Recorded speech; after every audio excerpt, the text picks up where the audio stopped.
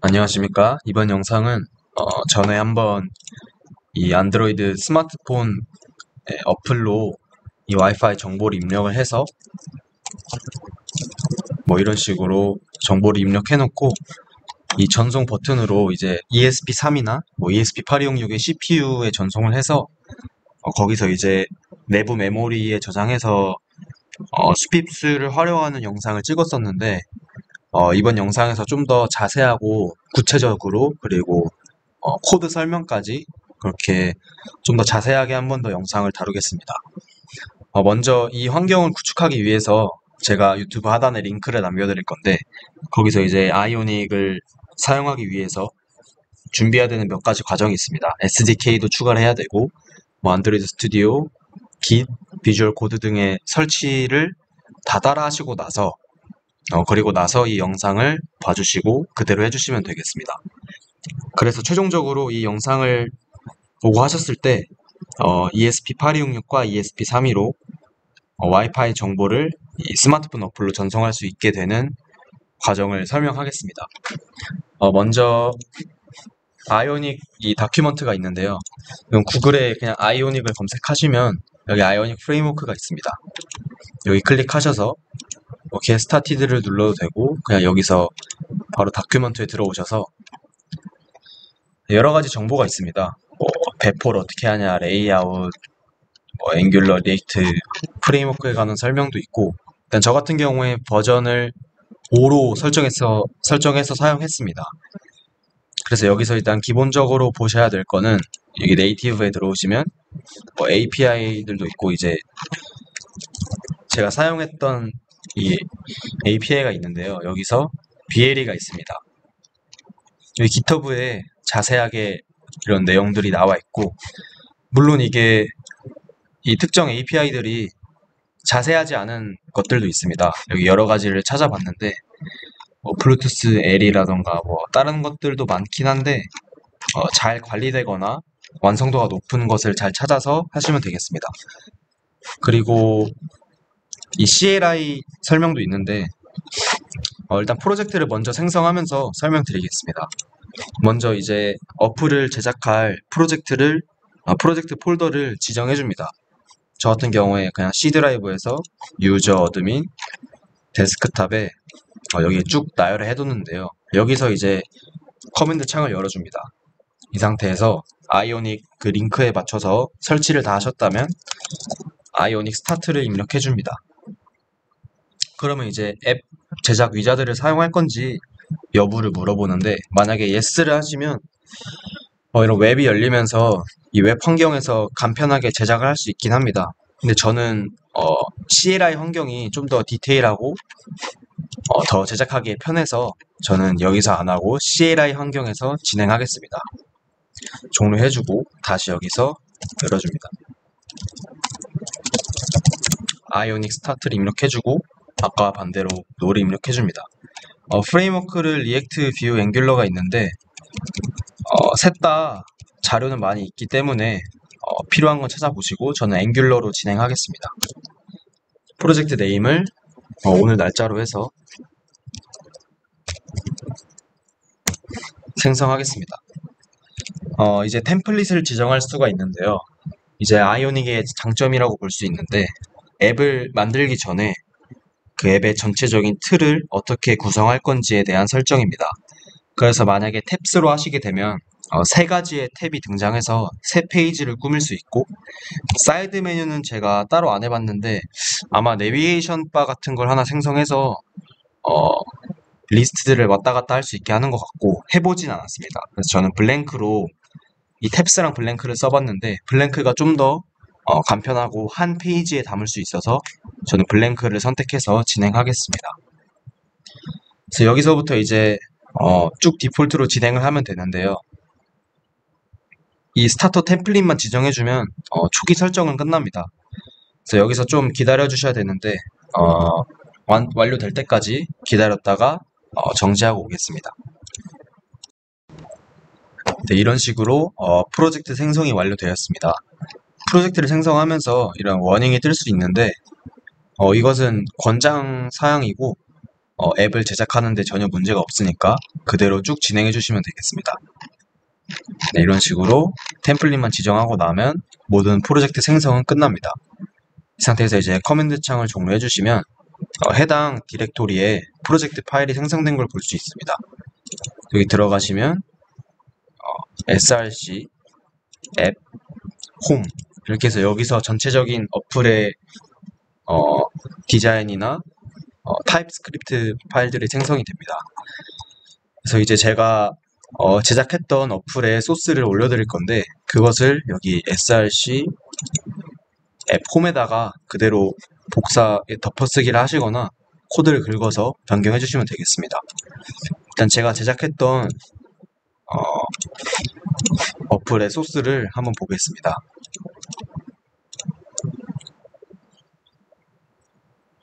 그러면 이제 여기서 이제 src를 열어서 앱, 홈 해서 홈 파일들이 있는데요.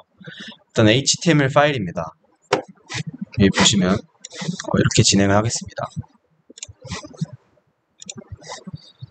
일단은 타이틀은 여기 보시는 라이트 토크로 입력을 했고 이 버튼들을 상단 바에 지정을 했습니다. 스캔 버튼과 커넥트 버튼을 해서 스캔을 눌렀을 때 주변에 블루투스 서버에 돌고 있는 장치들을 전부 스캔을 합니다. 이름이 있는 장치들은 이름이 자동으로 뜨고 이름 없이 등록되어 있는 장비들은 이렇게 이름 없음으로 나타나고 맥 어드레스가 추출이 됩니다.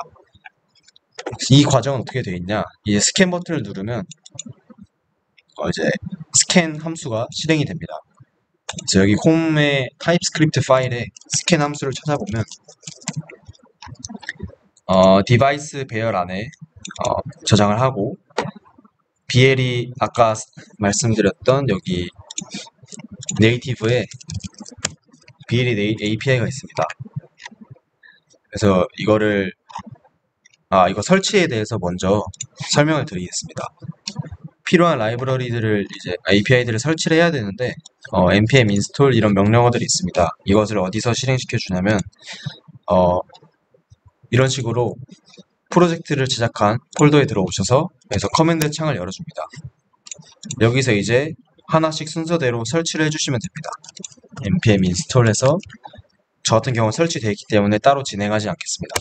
설치를 해주시고 이 세 줄을 모두 설치해 주시고 그리고 저는 BLE 말고도 다른 것들을 사용했는데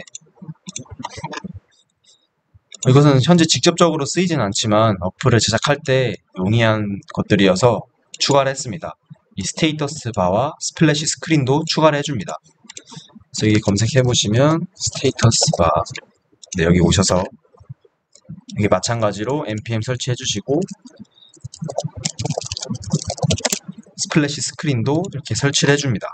npm 인스톨로 설치를 해주고 이런 식으로 임포트를 해줘야 됩니다. 설치를 하고 나서 끝나는 게 아니라 사용하려면 당연히 임포트를 해줘야 되고 이런 식으로 앱 모듈 타입스크립트 파일과 여기서 이제 BLE와 스테이터스 바 스플래시 스크린을 추가해주고 여기 프로바이더에도 이런 식으로 추가를 해줍니다.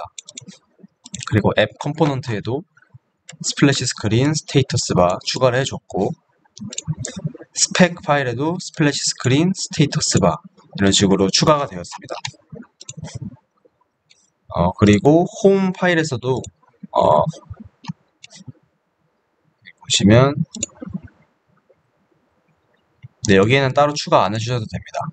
이런 식으로 여기에 추가를 해주시고 선언을 한 뒤에 사용하시면 되겠습니다. 그래서 이어서 설명을 드리겠습니다. HTML 파일은 이런 식으로 상단바에 와이파이를 설정한 후 연결하라 했고 버튼을 생성했습니다. 버튼은 이제 CSS로 간단하게 생성을 했는데 오렌지 색깔의 버튼을 제작해서 버튼을 눌렀을 때 이런 식으로 팝업 창이 나타나는 버튼을 생성했습니다. 버튼을 눌렀을 때 present alert 함수를 실행시켜서 네, 와이파이 정보를 입력해주도록 문구를 생성했고요. 여기에 인풋으로 아이디와 패스워드를 입력할 수 있게 했습니다. 그래서 이제 여기서 텍스트 OK 버튼을 눌렀을 때, 이 데이터에 SSID와 패스워드를 이렇게 점으로 구분해서 저장하도록 했고, 와이파이 네임과 와이파이 패스워드 변수에 각각의 입력된 값을 저장하도록 했습니다. 입력되는 값은 여기 인풋에 SISID 패스워드를 사용자가 딱 봤을 때 아이디로 볼 수 있게끔 했고, 플레이스 홀더 태그를 통해서 와이파이 이름과 비밀번호를 입력하도록 했습니다. 그래서 이 네임을 SSID와 패스워드로 지정하면 여기서 입력된 값은 이 SSID와 패스워드 네임을 갖습니다. 그래서 이런 식으로 알라트 데이터에서 패스워드, 알라트 데이터에서 SSID를 반환하는 것입니다. 변수는 기본적으로 이쪽에서 생성을 했고, 데이터, 디바이스, 디바이스는 이제 스캔될 때 아까 디바이스고, 데이터는 이제 보내지는 데이터, 그리고 맥은 이 맥 어드레스를 반환합니다. 그렇게 되면 이제 스캔 여기서 입력을 해주고,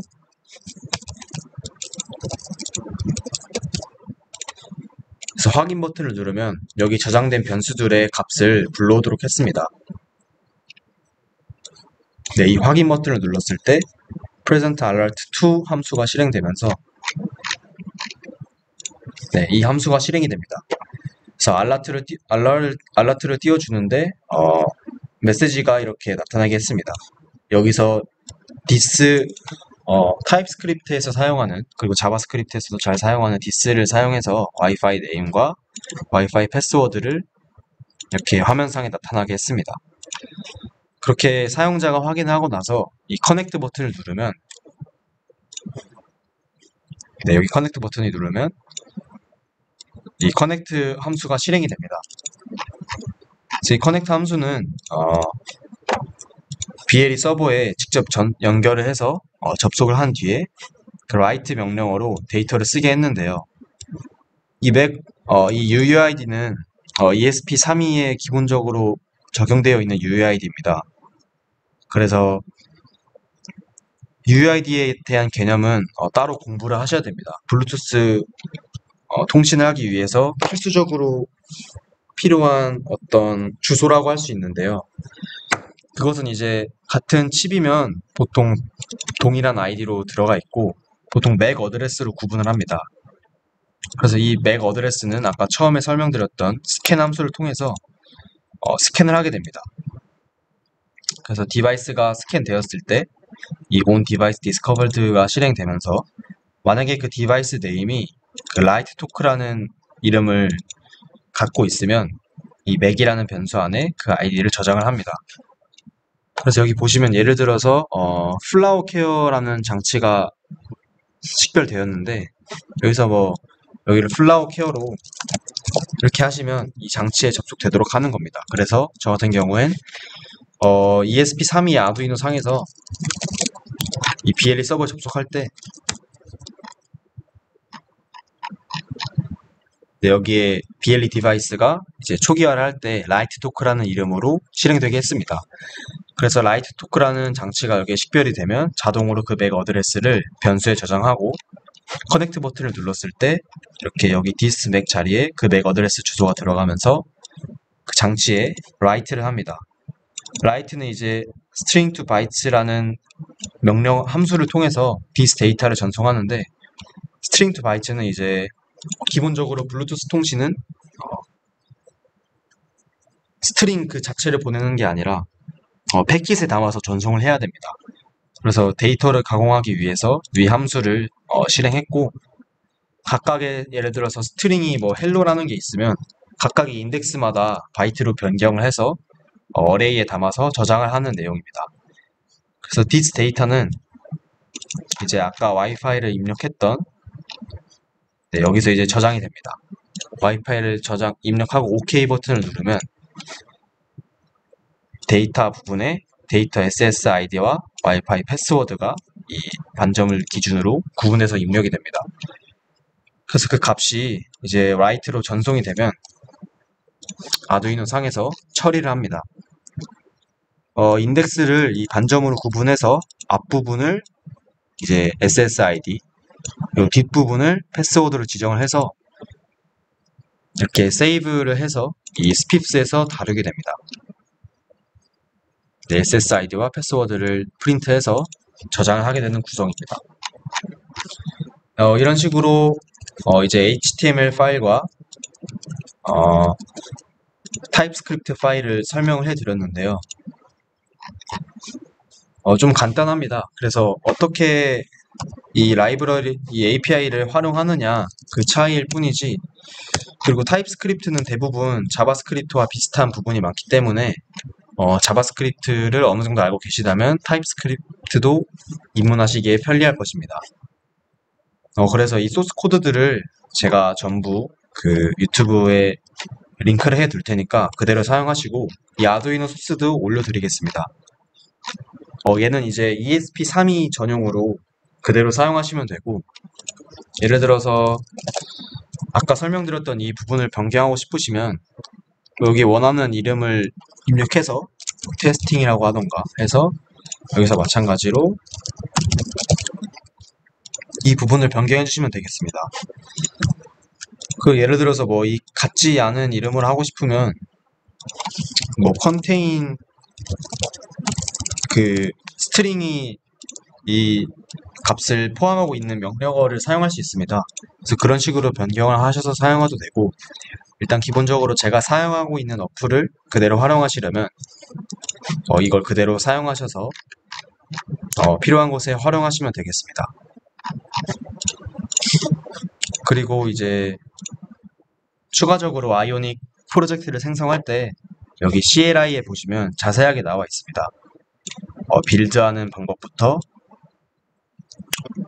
스타트하는 방법, 제가 아까 했던 아이오닉 스타트, 그리고 이런 식으로 바로 아이오닉 스타트 블랭크로 바로 처리를 할 수 있고, 이런 다양한 방법이 있으니까 잘 자료를 조사하셔서 좀 더 편리하게 프로젝트를 생성하시면 되겠습니다. 네, 이상으로 블루투스로 와이파이 정보를 전송하는 어플에 대한 설명을 마치겠습니다. 여기서 추가적으로 소스코드 설명 마쳤는데 이제 이거를 스마트폰에 배포를 해야 합니다. 그것을 하려면 소스코드를 다 작성하시고 저장을 합니다. 저장을 하시고 나서 이 프로젝트 폴더에 들어옵니다. 들어오셔서 커맨드 창을 열어주고 아이오닉 캡 싱크 명령어를 쳐줍니다. 이 캡 싱크는 싱크를 맞춰주는 것인데요.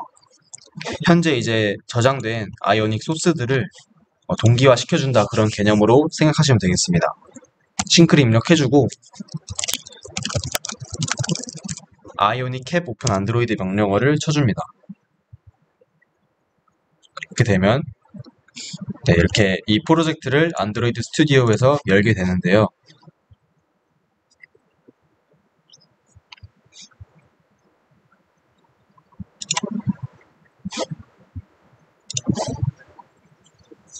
네, 이런 식으로 안드로이드 스튜디오 프로그램이 열리게 됩니다. 처음에 이제 업로드를 하시려면 이 스마트폰을 이제 노트북과 USB로 연결합니다.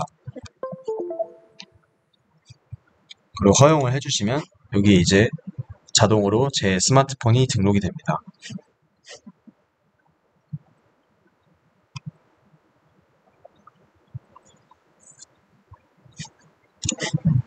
네, 이런 식으로 삼성 제 핸드폰이 등록이 됐고, 뭐 USB가 없으시면 이 와이파이로도 사용할 수 있는데요.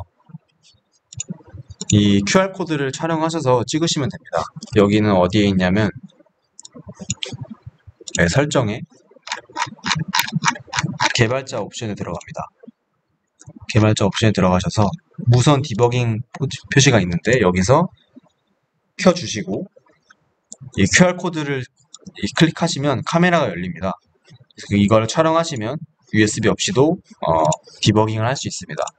저는 USB로 지정해서 여기서 run 앱을 실행해 줍니다.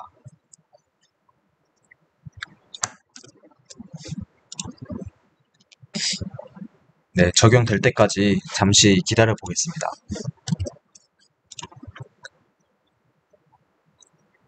처음에는 이게 배포를 하는 게 좀 오래 걸릴 수 있는데 한번 배포하고 나서는 그 뒤부터는 이제 좀 더 빠른 속도로 배포가 되니까 처음에만 좀 오래 기다려주시면 됩니다. 이렇게 인스톨이 되면 네, 이런 식으로 어플이 바로 실행되고요.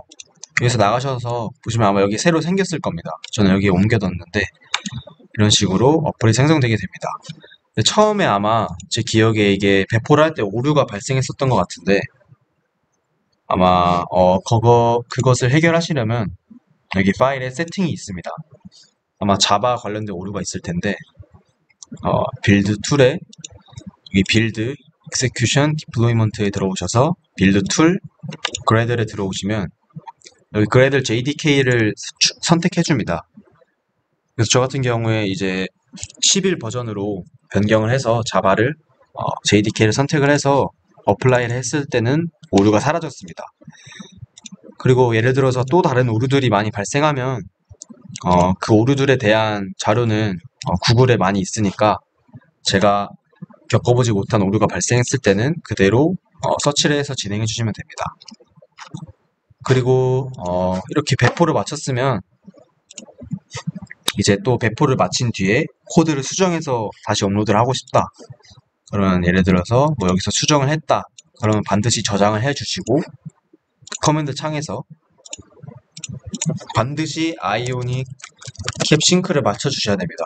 이걸 맞추지 않은 채 그냥 여기서 바로 런을 해버리면 한 번 더 런을 해버리면 그 전에 소스 코드가 업로드 되는 것이기 때문에 싱크를 맞춰주시고 진행해 주시면 되겠습니다.